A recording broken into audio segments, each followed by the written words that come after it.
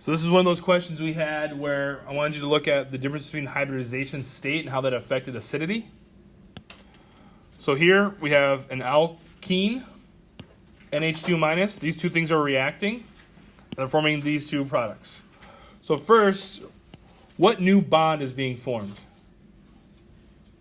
What new bond do you see in the products? A sigma bond between which two atoms? A nitrogen and a hydrogen, right? Which bond do you see being broken in the starting materials? A sigma bond between carbon and hydrogen, right? So you need to draw arrows to show that happening. And you also need to identify the nucleophile and electrophile in each step. What's my nucleophile in this reaction? The nitrogen, right? The nitrogen's a nucleophile. What's my electrophile? Not the carbon. The hydrogen's the nucleophile, right? Or sorry, the hydrogen's the electrophile, excuse me. Right? That's what's going to accept the electrons. That's the new bond we need to form, an NH bond, and the bond we need to break. Right?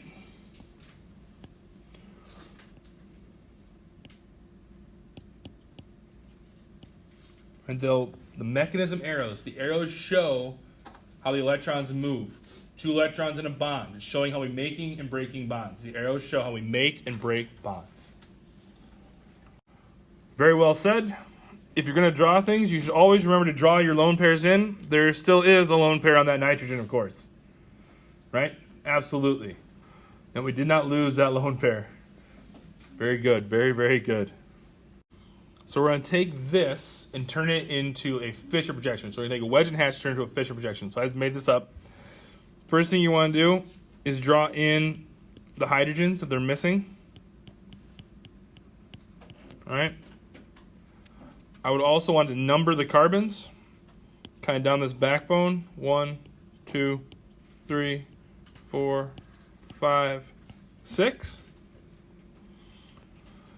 So when I do turn into a Fischer, I need to draw a straight line, and I need to have 6 carbons. So let me number them. 1, 2, 3, 4, 5, 6. Now, what's on carbon 6? Hydrogens, right? So I can just draw in hydrogens. What about carbon 5? What's on carbon 5? Hydrogens, so I can draw those in. What other one has just hydrogens bound to it? 1 does, so I can draw the 3 H's in here. What else? Anybody else? 3 has just hydrogens too. Okay, so those are the easy ones to see. Now we can either look at this from the top or the bottom. Which way do you guys want to look at it? From the where do you want your eyeball? On the top or the bottom? Top. Eyeball looking down. So we're looking down at this. We look at carbon 2. On my right hand, if I'm looking down at this, would be an OH. And the H would be over here. Another thing to think about to make this a little easier, the OH is hatched, right? What else is hatched on carbon 4? The hydrogen. The OH is hatched on 2. On carbon 4, the hydrogen's hatched. That means they have to be on the same side, right? So that means the H would be here, and the SH would be over here. If you're looking down at this, right, either side. One point of warning, right? It doesn't really matter as long as you're on the same side, right? So the point that really matters, if this OH is hatched and that H is hatched, they need to be on the same side, right? Everybody see that? This and this need to be on the same side. This and this need to be on the same side based on what's drawn here. Okay? As long as you're consistent, that's what matters most. So another kind of OCA kind of question where we had a Fischer projection and we need to switch it from R to S So I'm not even going to worry about deciding which these are, RS. But if I want to switch the, so carbon 1 and carbon 2. So carbon 1 and carbon 2 are both asymmetric centers. They're sp3 hybridized, bond to four different things. We can see that.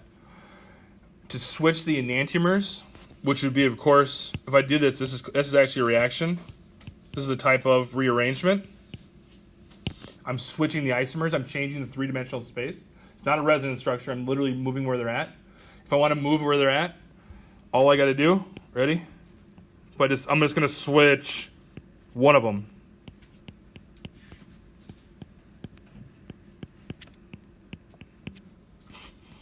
So carbon 1, I'm not sure what carbon 1 is here.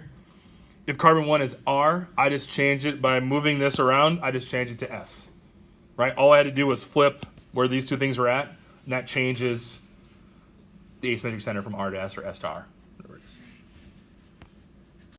So this is a sampling question about ranking acids by pKa, and they actually give you the pKa values. So that's the first question I should ask everybody. They should know this. A low pKa means more acidic or less acidic? More acidic. So you got to know that right away. So that actually makes this question really easy. If you have, so they actually give you the pKa's. So the lower number is always the most acidic. But you also could look at these structures and figure it out too. But there's a trick here you got to be able to do first. What they do is they give you the structures like this. You need to convert this into a line bond drawing first and foremost. So what kind of structure is this actually? This is actually a ketone. So that's one structure they give you. They also give you a alcohol. They give you this. And then finally, they show this structure. So they give you the pKa's, but you actually don't need the pKa's to figure this out. You should be able to look at these and know which one's the most acidic and which one's the least acidic. All right? So which one of these would have the lowest pKa? A, B, C, or D? So let's label them A, B, C, D. So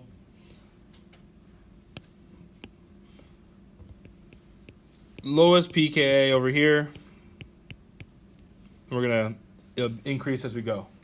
Which one has the lowest pKa? Look at the name. Well, I told you I was going to trick you on this. I'm tricking you right now. What kind of functional groups do we have here? We have a ketone, that's acetone. We have a alcohol. We have a alcohol. And what kind of functional group is this? Carboxylic acid. The name kind of says it all. Right? This is the most acidic. Right? Because it's a carboxylic acid. Right? It's an acid. So it's D. Also, what can it do? It can do resonance, right? Remember we talked about, and it's called the carboxylic acid. Which one's the least acidic? Which one has the least polar bonds to hydrogen, do you think? A, right? A doesn't have any OH bonds. It just has CH bonds. So A is the least acidic. Good. Now we got to decide between B and C. What's the difference between B and C? What does the conjugate base of each of these look like?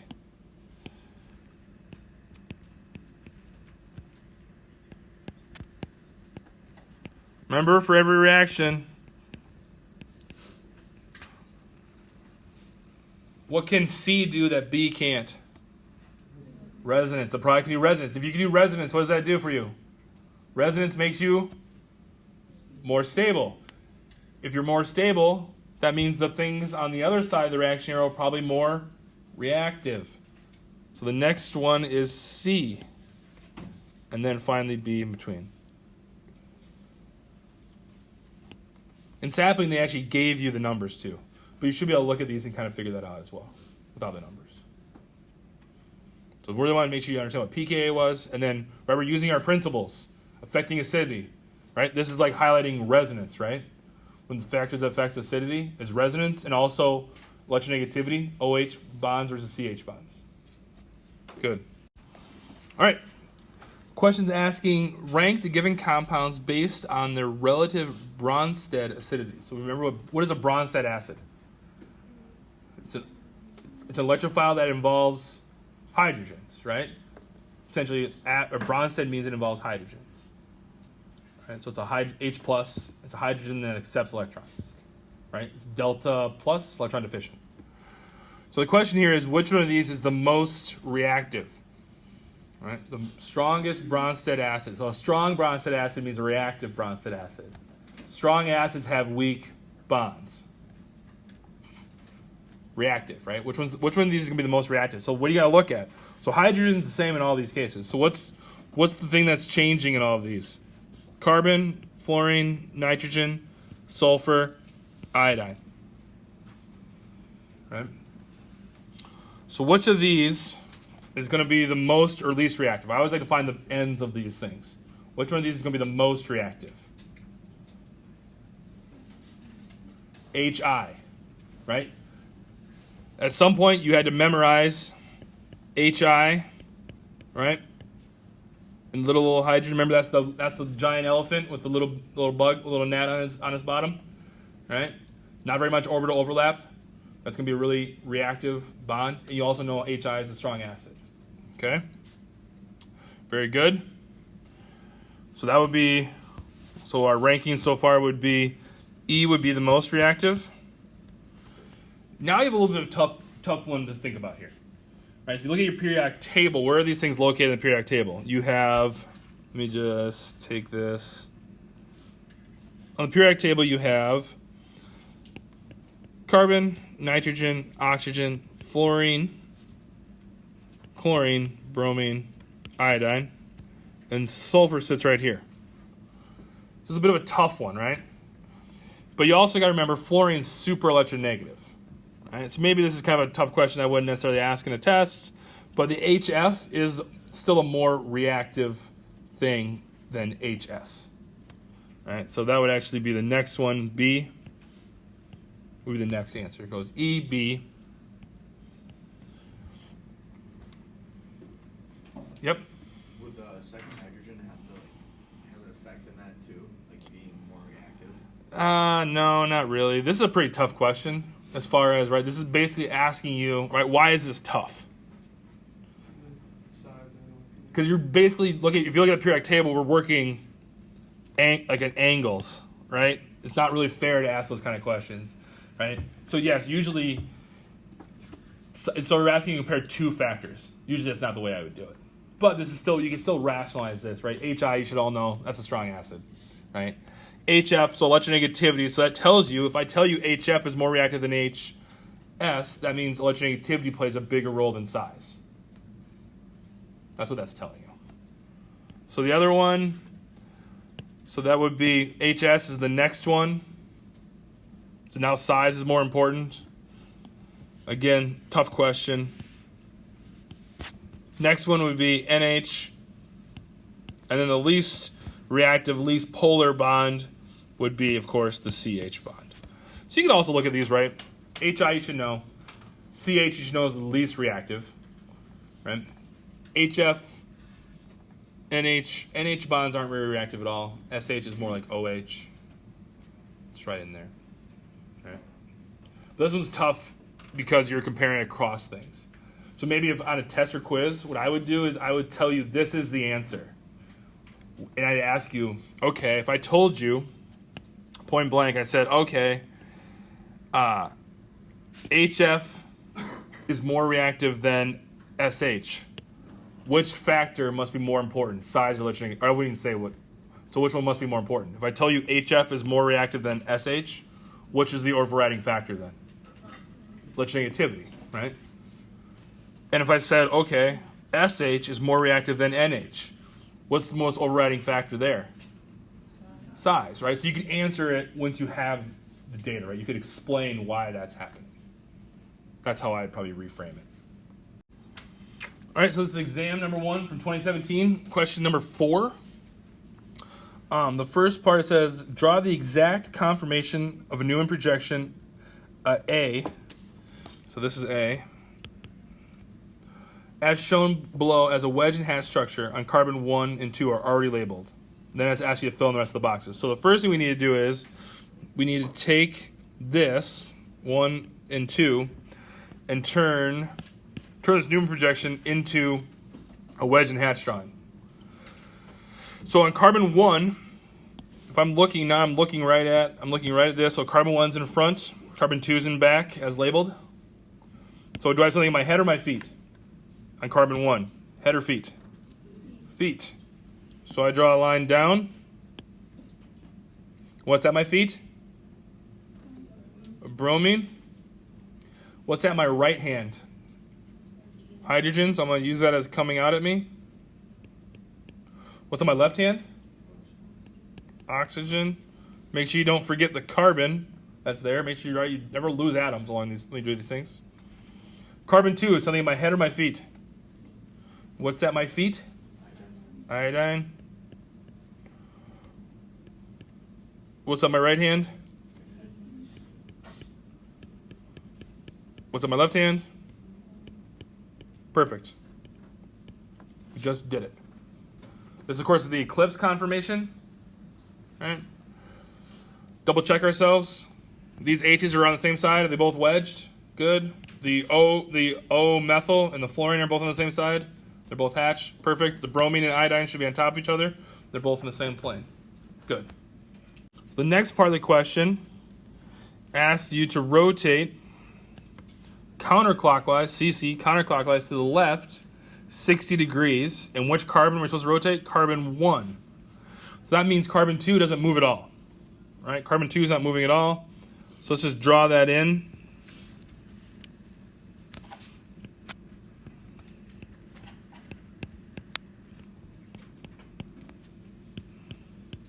All right, so carbon 2 didn't move at all. Carbon 1 rotated 60 degrees counterclockwise. So we're going from an eclipse conformation now to a staggered conformation.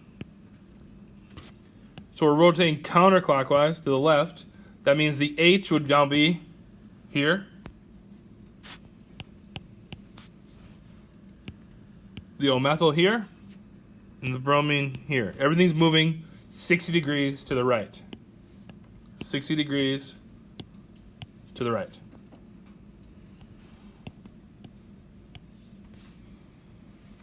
Counterclock to the left. Sorry, counterclockwise to the left. 60 degrees, is that gauche? So now, these relationships between the fluorine and the hydrogen, that's a gauche relationship. Yep. In staggered, you have this gauche relationship, 60 degrees apart. That's what we call that gauche relationship. And then I ask you to do it again and again. That's right. So I'll leave that for you to practice, right? But you can keep rotating these 60 degrees. So every time you rotate 60 degrees, if you start with eclipse, you go to staggered. Another 60 degrees, you go back to eclipse. 60 degrees again, staggered. Right? So I have you practice that. The last part, you end up drawing 3 or 4 Newmann projections, and then I ask which one's the most stable and why. All right? So the most stable one would have the largest groups away from each other as best as possible, so you know it won't be a eclipsed. So it has to be one of the staggered ones, and you want the biggest groups away from each other, and you call that steric hindrance, right? You want to get the bonds away from each other. Electrons don't want to be near each other. All right, so reaction drawn here. You're given the starting materials, you're given the products. First things first, let's talk about which bonds were made. Which new bonds did we make here? We made a pi bond, right? Between the 2 carbons. What other bond do we make? Sigma bond between nitrogen and hydrogen, good. What bond do we break over here on the starting material side? What bond do we break? It's a little harder to see this one. What bond did we break? We broke a bond. Which height, right? This carbon has how many hydrogens bonded to it? 3.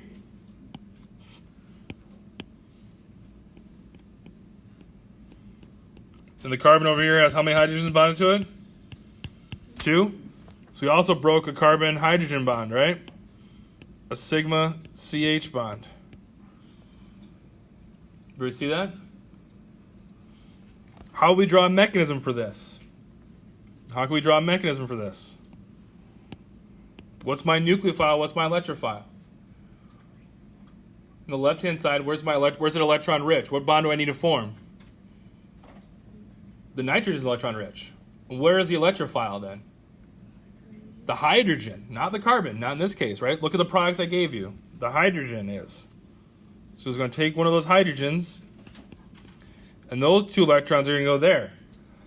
What are those 2 electrons going to be used for? What are these 2 electrons used for? They're making what kind of bond? A pi bond. Very good. How many electrons in a bond? 2. How many electrons in a pi bond? 2. All bonds have 2 electrons, right? Pi or sigma. Do we see this? You see that? How we can do that? What kind of reaction is this? What kind of bond do we form? Who remembers our reactions? Substitution, elimination, addition, rearrangement. Which one is this? It's an elimination. Right? It's an elimination reaction. How'd you know that? That's right. Do we add anything? No. Do we substitute anything? Did we eliminate something and form a pi bond? Yes. We didn't rearrange anything. So it's an elimination reaction.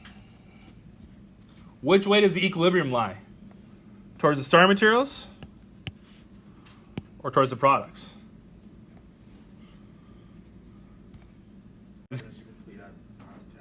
Everybody has a complete octet on this side. Not everybody does over here. Yes, the nitrogen has a plus charge, but does the nitrogen have a full octet? Yes. Who cares if it has a plus charge? It has a full octet. Octet rule is the most important rule. Does this carbon, this carbocation, have a full octet? No. So it's going to be favored to this side, right? So the arrow would look more, it'd be more this way and less that way, right? Octet rule. The octet rule.